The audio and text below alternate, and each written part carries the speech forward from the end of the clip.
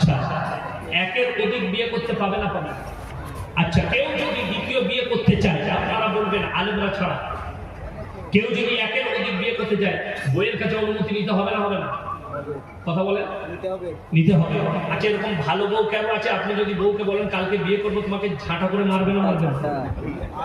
অনুমতি দিবে কেউ?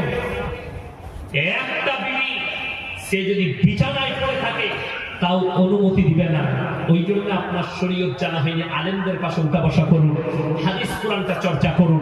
বিবির কাছে দ্বিতীয় বিয়ে করার জন্য অনুমতির ইসলামী শরীয়তের প্রয়োজন নাই।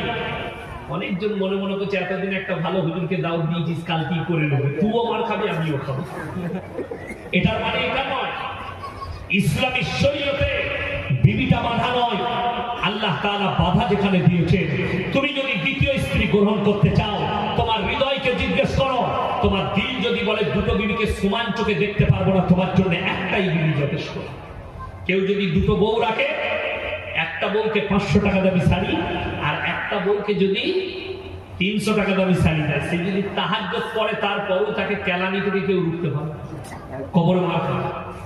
একটা বউকে 50 টাকা কিলো চাল আর একটা বউকে যদি 30 টাকা দেয়, কবরের আযাব পৃথিবীর কোনো মৌলবি দোয়া করে রুখতে পারবে না, যেহেতু সে অন্যায় করেছে। আল্লাহ এটাই নিষেধ করেছে। যদি তোমার মন বলে আমি দুটো বিবিকে সমান চোখে দেখতে পারবো না, একটাই বিবি যথেষ্ট।